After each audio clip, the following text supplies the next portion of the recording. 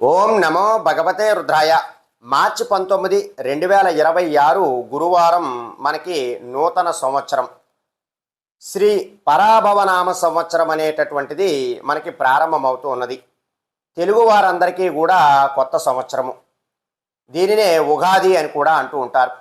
అయితే ఈ ఉగాది రోజునాడు మనం మనం ఏ దేవతని ఆరాధించినట్లయితే మనకి ఈ సంవత్సరం అంతా కూడా శుభాలు జరుగుతాయి అంటే ఖచ్చితంగా గణపతినే మనం ఆరాధించాలి. ఆది పూజ్యో వినాయక. మనం ఏ పని మొదలుపెట్టినా సరే ఆ పనిలో విజయం పొందాలి అంటే ఖచ్చితంగా గణపతి యొక్క అనుగ్రహం అనేటటువంటిది ఉండాలి. ఈరోజు ఉగాది రోజునాడు మీరు దగ్గరలో ఉన్నటువంటి గణపతి దేవాలయం వద్దకు వెళ్ళి గణపతి స్వామి వారిని దర్శనం చేసుకుని అక్కడనే మీరు ఉగాది పచ్చడినంతా కూడా ప్రసాదంలా స్వీకరించి పంచాంగ శ్రవణం అనేటటువంటిది ఖచ్చితంగా వినాలి.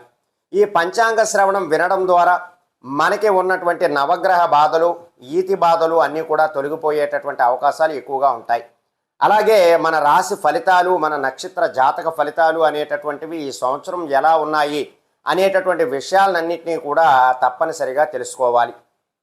మనం ఖచ్చితంగా గణపతిని ఆరాధించడం ద్వారా మనం ఈ సంవత్సరం చేస్తున్నటువంటి పనులన్నీ కూడా అనుకున్నటువంటి సమయానికి అనుకున్నట్లుగానే పూర్తి అవుతాయి.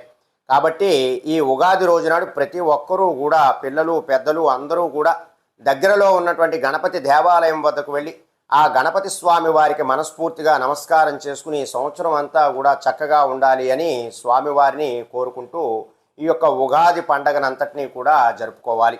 ఈ యొక్క ఉగాది రోజునాడు వినాయకుడిని దర్శించి అద్భుతమైనటువంటి ఫలితాలు పొందడానికి ప్రయత్నం చేయండి. సర్వే జనా సుఖినో భవంతు. శుభం.